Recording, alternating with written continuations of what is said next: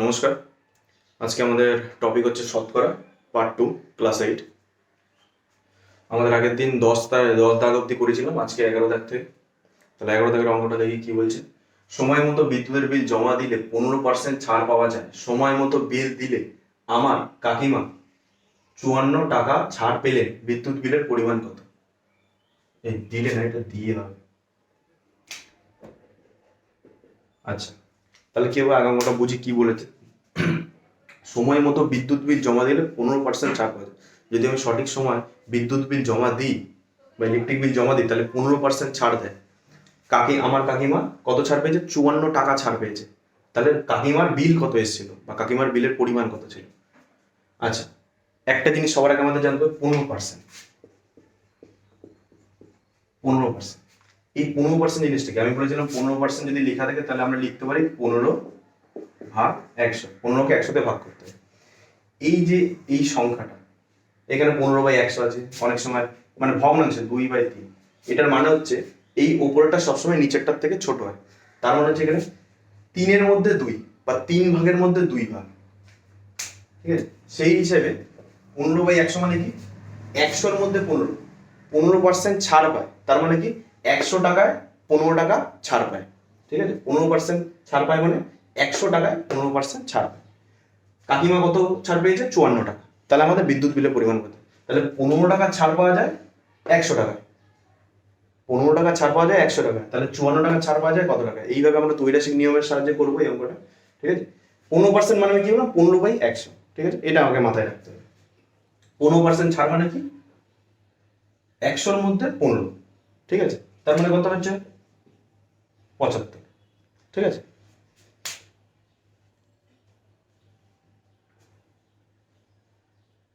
Sorry 15। 100-র মধ্যে 15 মানে হচ্ছে 85। ঠিক আছে, তাহলে 100-র মধ্যে 15% ছাড় পায়, তাহলে 54 টাকা ছাড় পায় কত টাকা বিল? ঠিক আছে, এটা ত্রৈরাসিক নিয়মের সাহায্যে করব। প্রথমে আমরা লিখে নেব গণিতের ভাষায় সমস্যাটি হলো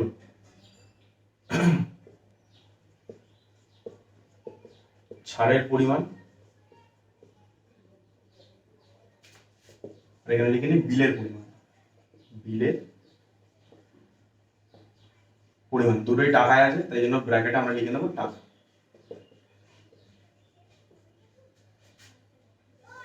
আচ্ছা, 15 টাকা ছাড় পাওয়া যায় কত? 100 টাকা। তাহলে 54 টাকা ছাড় পাওয়া যায় কত? আচ্ছা, 15 টাকা ছাড় যদি 100 টাকা পাওয়া যায় তাহলে 54 টাকা নিশ্চয়ই ছাড় পাওয়া যায় আরো বেশি টাকা। তাহলে 15 থেকে 54 এটাও বাড়ছে, এদিকেও বাড়ছে। যদি দুদিকেই বাড়ে তাহলে সেটা হচ্ছে সরল সমানুপাতিক। ঠিক আছে, তাহলে এখানে লিখে নিই ছাড়ের পরিমাণ ও বিলের পরিমাণ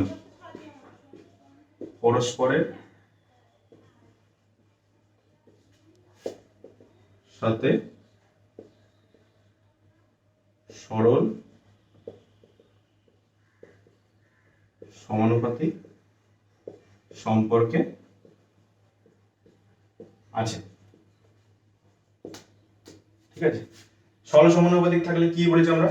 এরকম ভাবে লিখে নেব 15 তারপরে 54 ইস্টু দিয়ে 54 ডবল ইস্টু 100 আর তারপর একটা কথা আমরা জানি না। ঠিক আছে, এবার কি করতে আমাদের কাটাকুটি করতে হবে বা সাজিয়ে নিতে হবে। ঠিক আছে, কোশ্চেনটা সবাই জানো, কোশ্চেনটার জায়গাটা আমি মুছে দিচ্ছি।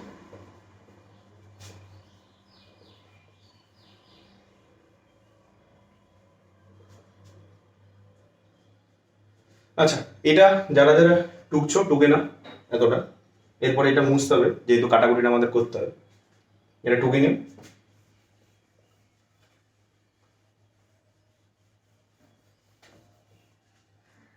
তাহলে আমরা শেষ করেছিলাম কোথায়? 15:54 ডবল ইস্টু 100 ইস্টু দিয়ে জিজ্ঞেস। তাহলে এখানে লিখব নির্ণেয় বিলের পরিমাণ সমান সমান কত, এই দুটো গুণ সম্পর্কে থাকে আর এই দুটো গুণ সম্পর্কে থাকে। তাহলে এইখানে দুটো পদই আছে, তাই জন্য গুণ সম্পর্কে এটা উপরে যাবে সবসময়। আর এইখানে একটা মিসিং আছে, এটার সাথে 1 নম্বরের সাথে 4 নম্বরটা গুণে থাকে, 2 নম্বরের সাথে 3 নম্বরটা গুণে থাকে। তাহলে এখানে যেহেতু দুটোই গুণে, আর দুটো গুণে আছে আর দুটো সংখ্যা এখানে আছে, তাহলে সব সেটা উপরে যাবে, আর যেটার সংখ্যা মিসিং আছে সেটা নিচে চলে যাবে। ঠিক আছে, এর 15 ইন্টু জিজ্ঞাসা চিহ্ন, জিজ্ঞাসা চিহ্নটাই আমাদের বের করতে হবে।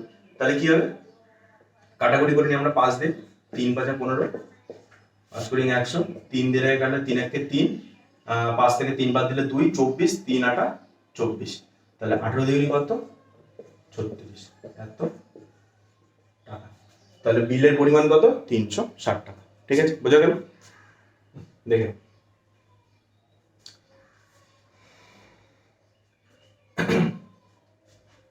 আচ্ছা, এই ইস্টোর যে ব্যাপারটা, এটা আমি একবার একটু ভালো করে বুঝিয়ে দিচ্ছি। এটা হয়ে গেছে, আমি মুছে দিলাম।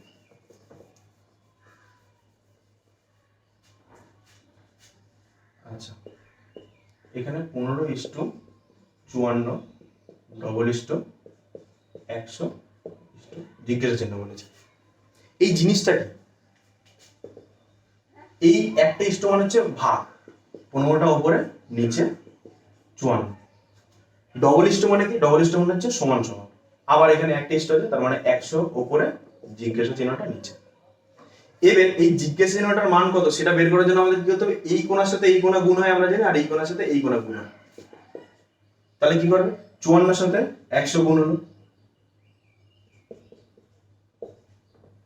সমান সমান 15 সাথে জিজ্ঞাসা চিহ্ন গুণ হলো। ঠিক আছে, এবার জিজ্ঞাসা চিহ্নের মান বের করার জন্য এই 15 এটার সাথে গুণে আছে, তাহলে আমরা এটাকে 15তে ভাগে নিয়ে আসবো, এদিকে আসলে ভাগ হয়ে যাবে। তাহলে 54 ইন্টু 100/15 সমান সমান জিজ্ঞাসা চিহ্ন। এবার কাটাকুটি করে আমাদের কত এসেছিল 360। বোঝা গেল? ইস্টোর ব্যাপারটা এরকম থাকে। এবার আমরা এতটা বড় করে করলে অনেকটা সময় লাগবে, আর এতটা বড় করে করাও লাগে না। তোমরা যদি ইস্টোর ব্যাপারটা জানো, তাহলে নির্ণয় বিলের পরিমাণ বা যেটাই থাকবে নির্ণয় লিখে, বাকি সেটা লিখে ইকুয়াল টু দিয়ে তোমরা ডাইরেক্ট এই কাটাকুটিটা করে নিতে পারো। ঠিক আছে, আচ্ছা তাহলে পরের অঙ্কটা দেখি। হ্যাঁ, আচ্ছা, চিনির মূল্য 20% বৃদ্ধি পেয়েছে, তাই চিনির মাসিক খরচ অপরিবর্তিত রাখতে চিনির ব্যবহার কত কমাতে হবে? চিনির মূল্য 20% বৃদ্ধি পেয়েছে। 20% বৃদ্ধি মানে আমি কি বললাম, 20% মানে 20% মানে হচ্ছে 100-র মধ্যে 20, 100-র মধ্যে 20 কি হয়েছে, বেড়েছে।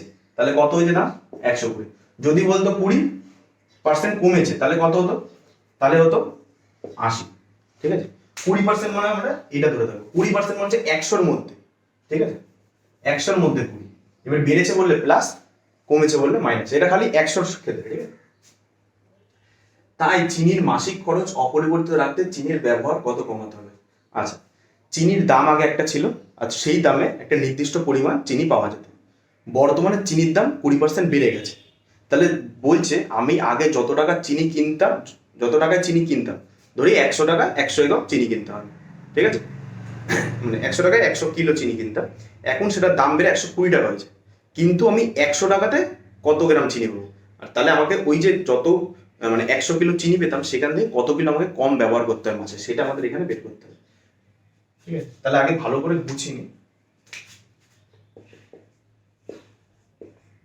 ধরি 100 একক চিনির দাম 100 টাকা। ধরি 100 একক চিনির দাম 100 টাকা ছিল। তারপর বলেছে চিনির দাম 20% বৃদ্ধি পেয়েছে।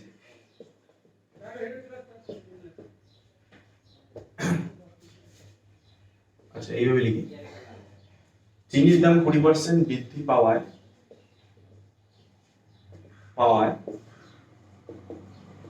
বর্তমানে চিনির দাম, তাহলে বর্তমানে চিনির দাম কত হয়েছে, 20% বৃদ্ধি পেয়েছে, মানে কততে বৃদ্ধি পেয়েছে, 100-র মধ্যে। 100-তে কত বেড়েছে, 20, তাহলে দাম কত হয়েছে 120 টাকা।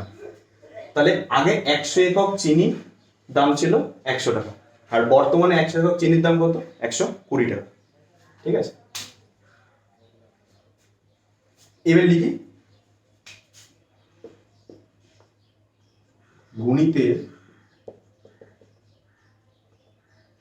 গণিতের ভাষায় সমস্যাটি হল, ঠিক আছে,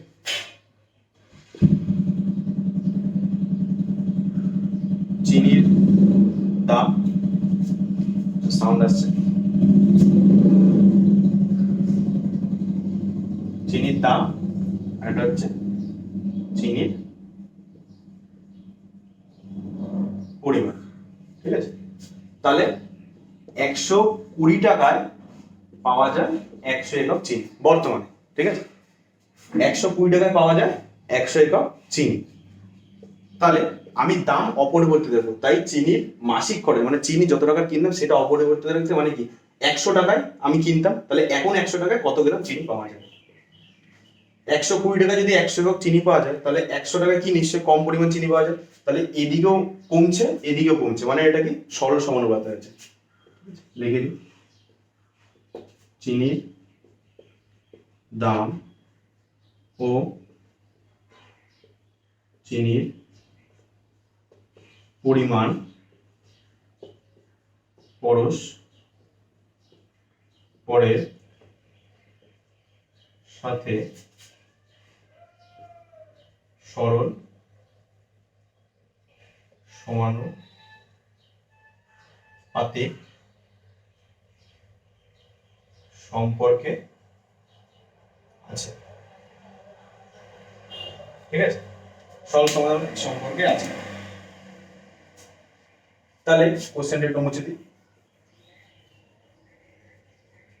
এটা ভালো করে লেখা হয়েছে, এটা যারা যারা টুকছো টুকে নাও ভালো করে। ধরি 100 একক চিনির দাম 100 টাকা, চিনির দাম 20% বৃদ্ধি পাওয়ায় বর্তমানে চিনির দাম হয়েছে 100 প্লাস 20 120 টাকা। গণিতের ভাষায় সমস্যাটি হলো চিনির দাম আর চিনির পরিমাণ। 120 টাকা পাওয়া যায় 100 একক চিনি, তাহলে 100 টাকা পাওয়া যায় কত? চিনির দাম ও চিনির পরিমাণ পরস্পরের সাথে সরল সমানুপাতিক সম্পর্কে আছে, ঠিক আছে। আচ্ছা, এইটুকু অঙ্কটা বুঝি, অনেক বড় হবে অঙ্কটা। আচ্ছা, সরল সমানুপাতিক সম্পর্কে তাই জন্য কি হয়েছে, ফার্স্টে 120 লিখবো ইস্টু, তারপরে 100 ডবল ইস্টু, তারপর আবার 100 ইস্টু দিয়ে জিজ্ঞাসা চিহ্ন, ঠিক আছে। সুতরাং নির্ণেয় চিনির পরিমাণ, এই দুটো গুণ সম্পর্কে থেকে আমি বলে দিয়েছি, তাই জন্য 100 ইন্টু 100 লিখে দিই। মিসিং কোনটা? 1 আর 4, চারটা মিসিং, 1 আর 4 যেহেতু একসাথে গুণের সম্পর্কে থাকে তাই জন্য খালি একটাকে নিচে লিখে দেবো। এই শূন্য কাটলো, 2 দিয়ে কাটলে 5, 2 দিয়ে কাটলে 6, আবার 2 দিয়ে কাটি, 2 দিয়ে কাটলে 3, 2 দিয়ে কাটলে 5, তাহলে এখানে হলো কত? 250 ভাগ 3, ঠিক আছে, 250 ভাগ 3। তাহলে এখন 100 টাকায় পাওয়া যায় 250 ভাগ 3 একক চিনি। এটা কি উত্তর? না, এটা উত্তর না। আমাদের কি বলেছিল উত্তরে? চিনির ব্যবহার কতটা কমাতে হবে, ঠিক আছে। এটা মুছে দিলাম। তাহলে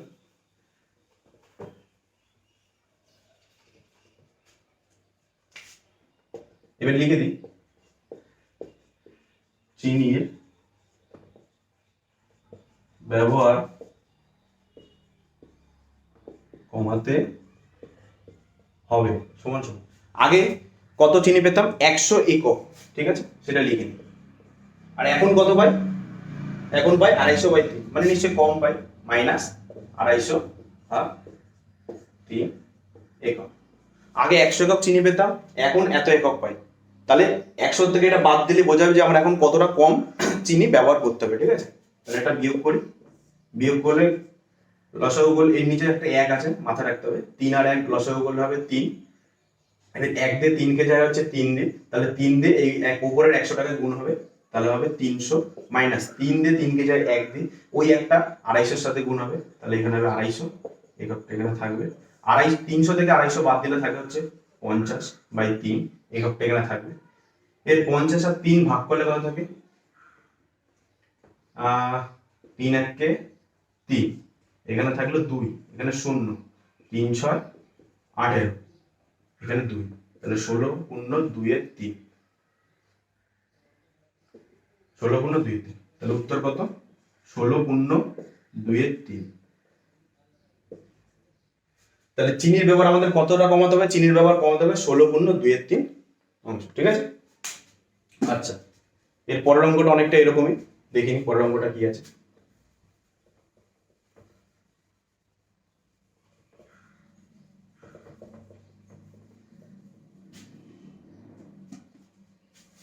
আচ্ছা, 13 নম্বর অঙ্ক কি বলেছে?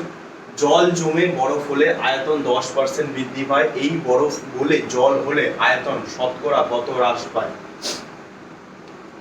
বলেছে জল যদি জমে বরফ হয়, জল যদি জমে বরফ হয় তাহলে আয়তন কি হয়? 10% বৃদ্ধি পায়। তাহলে কত হয়? 10% বৃদ্ধি পায়। এই বরফ গলে জল হলে, এই বরফ যখন গলে জল হয় তখন আয়তন শতকরা কত কমে, ঠিক আছে? তাহলে আমরা কি জানি জল কতটা রয়েছে? জানি না, তাই জন্য আমরা কি করবো? ধরে নেব। ঘুরি জলের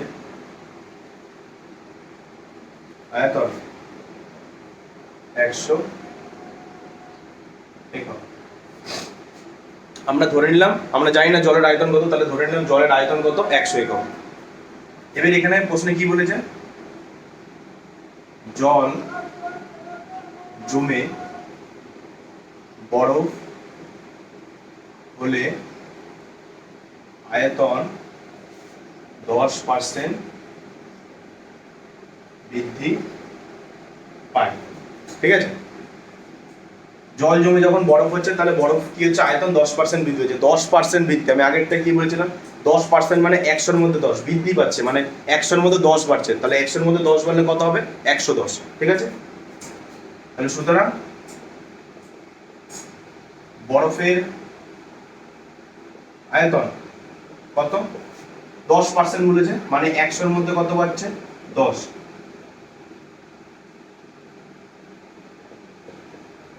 110 একক, ঠিক আছে? এতদূর বোঝা গেছে? তাহলে বরফের আয়তন বর্তমানে কত? 110। বরফের আয়তন যখন 110, তাহলে সেই বরফটা জলের আয়তন কত তখন? 100। তাহলে আমাদের উত্তরে কি যে প্রশ্ন কি যে বরফ হলে জল হলে আয়তন শতকরা কত কমবে? এটা আমরা কি করব? বৈদেশিক পদ্ধতিতে করব, ঠিক আছে? বৈদেশিক পদ্ধতিতে করার জন্য আমরা প্রথমে লিখে নেব গণিতের ভাষায়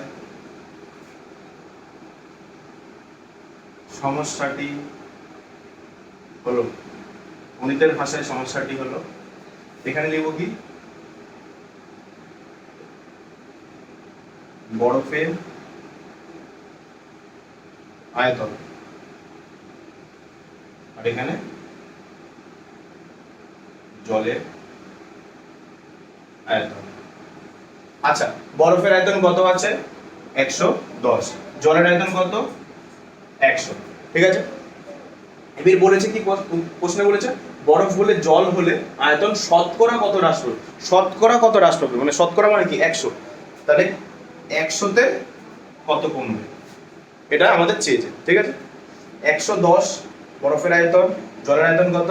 100, শতকরা কত হ্রাস পাবে, মানে শতকরা মানে হচ্ছে 100, 100-তে কত হ্রাস পাবে, ঠিক আছে? এদূর করা হয়ে গেছে। আমি তাহলে উপরেরটা মুছবো, কারণ নিচে করার জায়গা নেই, আমাদের উপরেরটা মুছে করতে হবে। প্রশ্নটা মুছে দিতে হবে।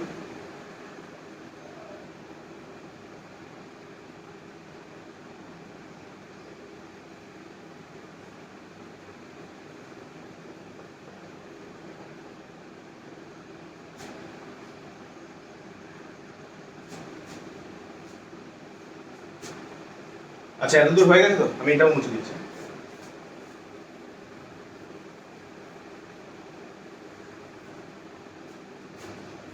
আচ্ছা, তাহলে 110 যখন 110-এ ছিল 100, 100-তে কত হবে? নিশ্চয়ই কম হবে, তাহলে এদিকেও কমছে এদিকেও কমছে, তাহলে এটা কি হচ্ছে? সরল সম্পর্কে রয়েছে। তাহলে বরফের আয়তন ও জলের আয়তন পরস্পরের সাথে সরল সমানুপাতিক সম্পর্কে আছে। সরল সমানুপাতিক সম্পর্ক আছে, তাই জন্য আমরা কি করব, প্রথমে এটা লিখবো 110 ইস্টু দিয়ে, তার নিচেরটা লিখবো 100, ডবল ইস্টু দেবো, তারপরে এই দিকেরটা লিখবো 100, আর এখানে জিজ্ঞাসা ছিল। যেহেতু বলেছিলাম 2 নম্বর আর 3 নম্বর পদ গুণে থাকে, গুণ সম্পর্কে থাকে, আর 1 নম্বর 4 নম্বর পদ গুণ সম্পর্কে থাকে। তাহলে এখানে যখন লিখবো নির্ণয় জলের আয়তন, তাহলে 2 নম্বর আর 3 নম্বর পদ গুণ সম্পর্কে থাকে, আর এখানে 2 নম্বর আর 3 নম্বর পদ কি আমরা জানি, তাই জন্য এটা উপরে চলে যাবে 100 ইনটু 100। এবার 1 নম্বর পদ আর 4 নম্বর পদ গুণ সম্পর্কে থাকে, কিন্তু 4 নম্বর পদটা মিসিং, তাই জন্য যে পদটা মিসিং থাকবে সেইটা নিচে যাবে। তাহলে মিসিং কোনটা আছে, 4 নম্বর পদ, 4 নম্বর পদের সাথে সম্পর্ক কি আছে, 1 নম্বর পদ, তাহলে 1 নম্বর পদটা নিচে যাবে। এই শূন্য কাটলো, তাহলে উত্তর হবে 100/11। এবার এটা জলের আয়তন বেরোবে। এবার আমাদের চেয়েছিল কি, আমাদের ছিল আয়তন শতকরা কত হ্রাস পাবে। আয়তন এটা এসছে, আগে কত ছিল, আগে ছিল 100, আগে 100 ছিল, বর্তমানে এটা এসছে।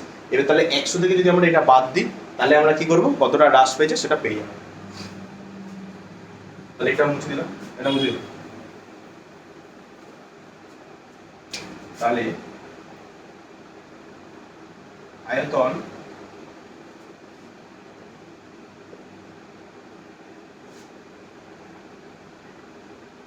হ্রাস পাবে কত, আমাদের জলের আয়তন কত ছিল, 100 ছিল, আর এখন জলের আয়তন কত এসছে, 1000/11। তাহলে 100 থেকে যদি আমরা 1000/11 বাদ দিই, তাহলে আমরা কি পাবো, তাহলে আমরা পেয়ে যাবো হচ্ছে কতটা হ্রাস পাবো।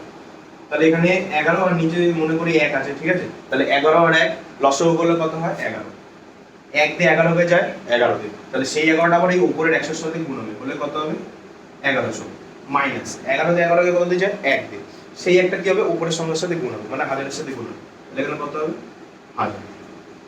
তাহলে 1100 থেকে 1000 বাদ দিলে কত থাকে,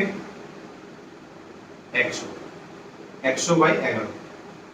এবার এখানে 11 কে 100 দিয়ে 11 দিয়ে ভাগ করব, 9 11 99, পড়ে থাকে 1, 9 পূর্ণ 1 11, ঠিক আছে। তাহলে এইটা হচ্ছে, তাহলে আয়তন কত হ্রাস পাবে, আয়তন 9 পূর্ণ 1/11% হ্রাস পাবে, ঠিক আছে। আচ্ছা, এটা তাহলে কত নম্বর, 13 নম্বর গেল। তাহলে 14 নম্বর অঙ্কটা দেখি।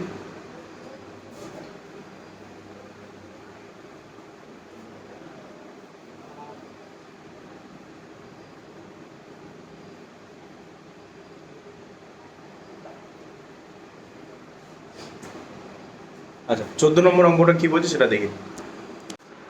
আচ্ছা, এবারে আমরা করবো 14 নম্বর অঙ্কটা। 14 নম্বর অঙ্কটা অনেকটা বড়, তাই জন্য আমরা বোর্ডে লিখে করলে অনেকটা জায়গা শর্ট পড়ে যাবে, তাই জন্য কি করবো, আমি আমার কাছে বই আছে, তোমাদের কাছে বই আছে, আমি মুখে মুখে বললে তোমরা একটু বইয়ের সাথে মিলিয়ে নেবে, ঠিক আছে। আমি তাহলে এখানে শুধুমাত্র অঙ্কটা করবো, ঠিক আছে। তাহলে দেখি 14 নম্বর অঙ্কটা কি বলছে। বলছে উৎপলবাবু অধিক ফলনশীল ধান বীজ ব্যবহার করায় ধানের ফলন 55% বৃদ্ধি পেয়েছে, কিন্তু তার জন্য চাষের খরচ 40% বেড়েছে। অধিক ফলনশীল ধান বীজ ব্যবহার করেছে, তার জন্য কি হয়েছে, ফলন তার যেটা হতো তার থেকে 55% বৃদ্ধি পেয়েছে বা বেড়েছে, সাথে সাথে কি হয়েছে, তার যে চাষের খরচটা হতো সেটাও 40% বেড়েছে। আগে উৎপলবাবু তার জমিতে 1200 টাকা খরচ করে 3000 টাকার ফলন পেতেন। আগে উৎপলবাবু কি হতো, 1200 টাকা খরচ করতো, তার পরিবর্তে 3000 টাকা তিনি কি করতেন, ফসল পেতেন। এখন জমিতে অধিক ফলনশীল ধান বীজ ব্যবহার করায় তার আয় কত পরিমাণ বাড়বে না কমবে, হিসাব করে লিখি, ঠিক আছে। আচ্ছা, তাহলে অঙ্কটা করি। আচ্ছা, আগে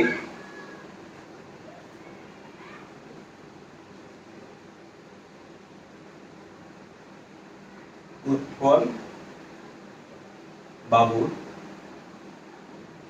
ফলন ছিল কত, 3000 টাকা। আগে উৎপলবাবুর ফলন ছিল কত? 3,000 টাকা, ঠিক আছে। আর আগে উৎপলবাবুর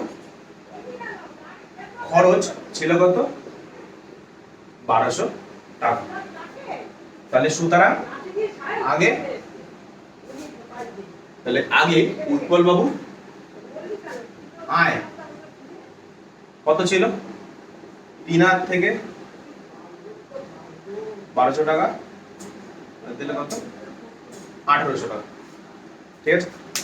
তাহলে আগে উৎপলবাবুর কত ফলন? 3,000 টাকার করতে খরচ কত হতো? 1200 টাকা। তাহলে তার আয় কত ছিল? 1800 টাকা। তিনি 1200 টাকা খরচ করতেন, তার পরিবর্তে তিনি 3,000 টাকার ফলন পেতেন। 1200 টাকা তো তিনি খরচ করতেন, তাহলে তার আয় কত হতো? তার আয় হতো 1800, কারণ 3,000 থেকে 1200 বাদ দিলে আমরা 1800 হয়, সেটা হচ্ছে তার আয়। এবার এখানে বলেছে তার ফলন কে যে মানে ফলনশীল ধান বীজ ব্যবহার করায় তার ফলন 55% বৃদ্ধি পেয়েছে। তাহলে ফলন 55% বৃদ্ধি পেয়েছে। তাহলে তার ফলন কত ছিল? 3,000 টাকা। বৃদ্ধি পেয়েছে কত? 55%। 55% মানে কি? 55/100। ফলন কত ছিল? 3,000 টাকা, 55% বৃদ্ধি পেয়েছে মানে 55/100। এবার কাটাকুটি করে এই 0 0 এই 0 এই 0 কাটলো, 3 5 15 5 তোমার 1 3 5 15 16 1650 টাকা, ঠিক আছে।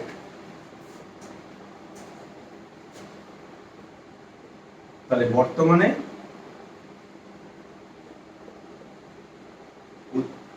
উৎপল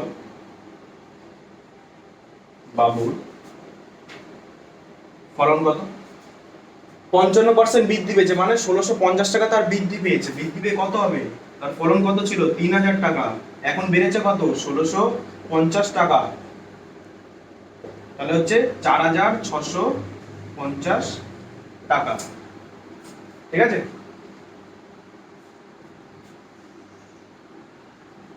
এটুকুনি বুঝেছো? আচ্ছা, খরচ 40% বৃদ্ধি পেয়েছে। খরচ কত ছিল? 1200 টাকা, বেড়েছে কত? 40%। 40% বেড়েছে, তাহলে কত হবে? এই 0 এই 0 এই 0 এই 0 কাটবে, 4 12 48। তাহলে খরচ বৃদ্ধি পেয়েছে কত? 480 টাকা। খরচ বৃদ্ধি পেয়েছে কত? 480 টাকা। তাহলে বর্তমানে খরচ কত? বর্তমানে খরচ 1200 প্লাস 480 সমান সমান 1680 টাকা। তাহলে আগে উৎপলবাবুর ফলন ছিল 3,000 টাকা, খরচ ছিল 1200 টাকা। তাহলে তার আয় কি হতো? 3,000 থেকে 1200 বাদ দিলে 1800 টাকা তার আয় আমরা পেতাম। বর্তমানে বর্তমানে উৎপলবাবুর ফলন কত? 4,650 টাকা। আর খরচ কত? খরচ হচ্ছে 1680 টাকা। তাহলে তার আয় কত? তাহলে এই 1650 থেকে 1680 বাদ দিলে, এই 4,650 থেকে 1680 যদি আমরা বাদ দিই তাহলে কি হবে? বর্তমানে উৎপলবাবুর আয় আমরা পেয়ে যাবো, ঠিক আছে।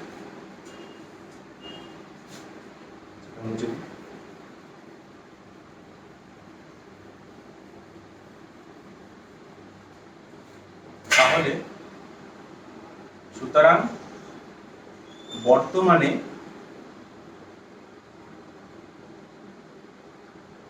উৎপল বাবুর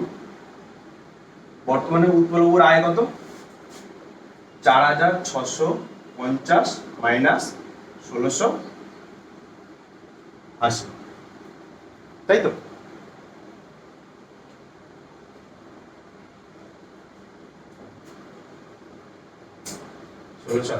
তাহলে এটা বিয়োগ করবো।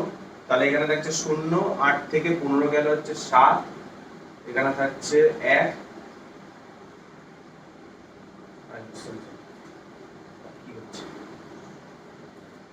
এখানে থাকছে 0, 8 থেকে 15 হচ্ছে 7, ওই একটা 6 এক 7, 7 থেকে এখানে যায় হচ্ছে 9, 9 ওই একটা এখানে হলো 2, 2970 টাকা। এটা হচ্ছে বর্তমানে উৎপলবাবুর আয়। তাহলে আগে উৎপলবাবুর আয় কত ছিল? 1800 টাকা। বর্তমানে কত হয়েছে? 2970 টাকা। তাহলে আয় কি হচ্ছে? বেড়েছে না কমেছে? নিশ্চয়ই বেড়েছে।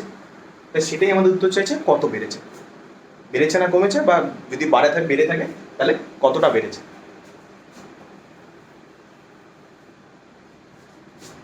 সুতরাং উৎপল বাবুর আয় বৃদ্ধি পেয়েছে কোন সমান 1970 মাইনাস 1800। তাহলে এখানে গেল 0, এখানে হলো 7, এখানে হলো 1, এখানে হলো 1। তাহলে উৎপল বাবুর আয় বৃদ্ধি কত পেয়েছে? 1170 টাকা। শতকরা এখানে বের করতে বলিনি, তাই জন্য শুধু এটাই উত্তর হবে। ঠিক আছে, পরের অঙ্কগুলো আমি বই দেখে বলছি, তোমরা বই তো তোমাদের সামনে আছে, তোমরা বইয়ের সাথে সাথে মিলিয়ে নেবে। আমি খালি অঙ্কটা এরকম করে করাবো, এই বইটা তো পুরোটা ধরে না, তাই জন্য ওপরটা মুছে আবার ওপর লিখতে হবে। তা যদি কেউ খাতায় লিখে থাকো, তাহলে আমি যখন লিখবো কিছুক্ষণ সময়ের মধ্যে ভিডিওটা পজ করে লেখার যা আছে সেটা লিখে নেন, তারপর আবার এটা লিখবো। ঠিক আছে,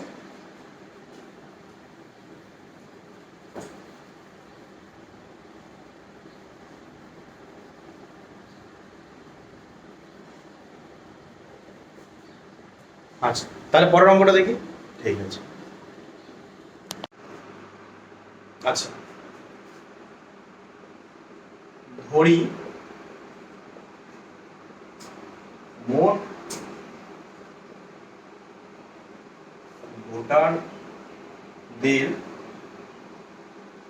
সংখ্যা 100 জন। ঠিক আছে, মোট ভোটারদের সংখ্যা 100 জন। এবারে বলেছে ভোটারদের 80% ভোট দিয়েছে, তাহলে ভোটার কত? 100। ঠিক আছে, 100 ধরে নিচ্ছে। তাহলে ভোটারদের 80%, 80% মানে কি? 100-এর মধ্যে 80, আর 100টা কি? ভোটার। তার মানে 100 জনের মধ্যে 80 জন ভোট দিয়েছে। ঠিক আছে, সুতরাং ভোট দিয়েছে 100 মাইনাস 100 মাইনাস না 180% বলেছে। মোট ভোটার কত? 100। 80% মানে কি? 80/100। তাহলে কত হচ্ছে? 80 জন। তাহলে ভোট দিয়েছে কত? 80 জন। ঠিক আছে, মোট ভোটারের সংখ্যা 100 জন, ভোট দিয়েছে 80 জন। এবার যে বিজয়ী, সে বলেছে মোট ভোটে মানে যে কজন ভোট দিয়ে তার মধ্যে 65% সে ভোট পেয়েছে। তাহলে সুতরাং বিজয়ী প্রার্থী ভোট পেয়েছেন, বিজয়ী প্রার্থী মোট ভোট পেয়েছেন কত? 80-র মধ্যে পেয়েছে। তো কত পেয়েছে? 65%। ঠিক আছে, এই শূন্য কাটলো, 5 দিয়ে টাকা কাটলে থাকে হচ্ছে 5 একে 5, 3 5 15, 5 দিয়ে টাকা থাকে হচ্ছে 2, 2 দিয়ে টাকা থাকলে হচ্ছে 4। তাহলে কত হচ্ছে? 52। তাহলে বিজয় প্রার্থী ভোট কটা পেয়েছে? 52টি। 80 জন ভোট দিয়েছে, তার মধ্যে 65% তিনি ভোট পেয়েছেন। 65% মানে কত? 80 52। ঠিক আছে, তাহলে মোট ভোটের ভোট পেয়েছেন, মোট ভোটের ভোট পেয়েছেন কত? 52। এখানে হচ্ছে শতকরা বলি, তাই 100 কাটলো 52%। তাহলে মোট ভোটের ভোট পেয়েছেন 52%। ঠিক আছে, আচ্ছা এখানে একটু কালিটা হালকা হয়ে গেছে, এখানে একটু লেখাটা হালকা আছে, যদি আশা করি বুঝতে বোঝা যাবে। আর এখানে একটু কালি বরাবর ঠিকই আছে, এখান থেকে আশা করি বোঝা যাবে। হ্যাঁ, আশা করি বোঝা যাবে। সবার হয়ে গেছে। তাহলে পরের অঙ্কটা দেখি হ্যাঁ?